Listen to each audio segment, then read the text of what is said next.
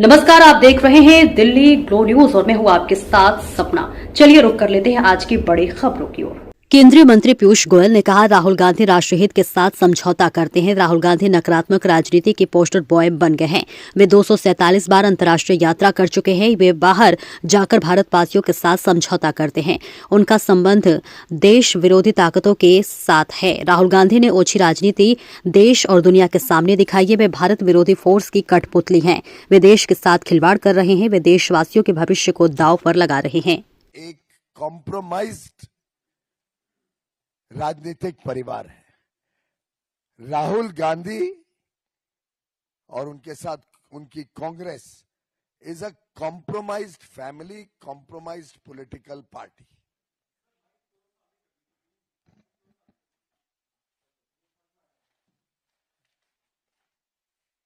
मित्रों, राहुल गांधी यानी कॉम्प्रोमाइज। गांधी परिवार पूरी तरीके से एक कॉम्प्रोमाइज्ड परिवार है। एक कॉम्प्रोमाइज्ड कांग्रेस के नेतृत्व करते हैं। अनेक तरीके से कांग्रेस पार्टी का इतिहास देख लें, वर्तमान देख लें, चाहे उनके भ्रष्टाचार के अलग अलग किस्से हों, किस प्रकार से वो विदेशी ताकतों के प्रभाव में जनहित और राष्ट्रहित के साथ कॉम्प्रोमाइज करते हैं, किस प्रकार से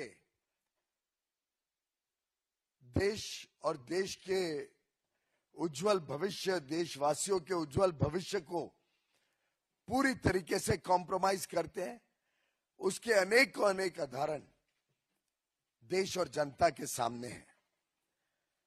राहुल गांधी जी तो नकारात्मक राजनीति के पोस्टर बॉय बन गए। एक कॉम्प्रोमाइज राहुल गांधी 247 बार 247 टाइम्स विदेश यात्रा पे जाते हैं।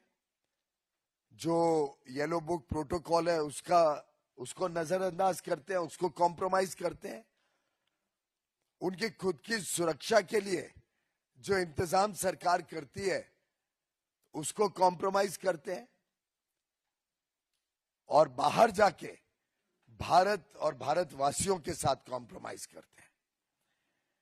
किस प्रकार के देश विरोधी ताकतों से उनका संबंध है ये तो आप सब जानते ही हैं।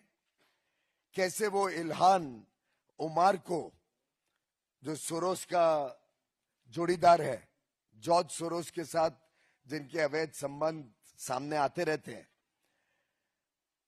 उनको मिलने जुलने का कार्यक्रम करते हैं। किस प्रकार से बॉर्डर सेंसिटिव एरिया लद्दाख में जाके वो विदेशी लोग जो भारत के हितों के खिलाफ काम कर रहे हैं, शाकिर मिराली जैसे, उनके साथ संबंध रखते हैं।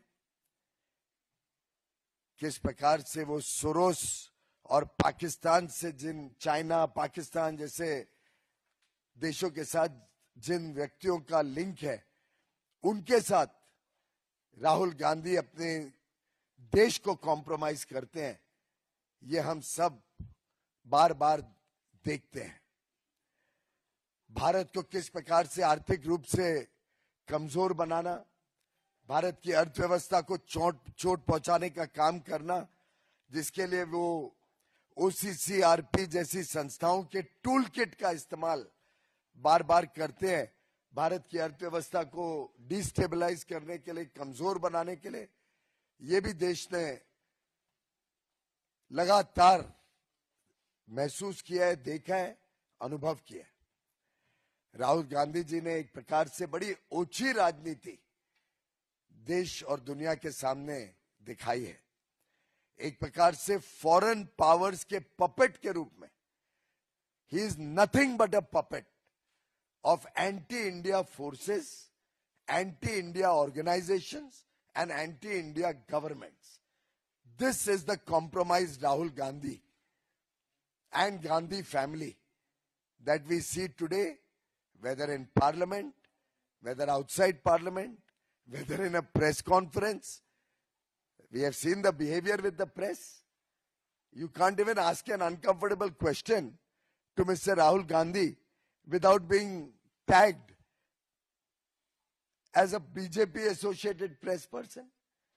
उनको सिर्फ क्यूरेटेड प्रेस कॉन्फ्रेंसेस चाहिए, उनको सिर्फ लिखा पढ़ा के जिसको प्रश्न दिया हो उसके अलावा वो कोई प्रश्न भी नहीं ले सकते।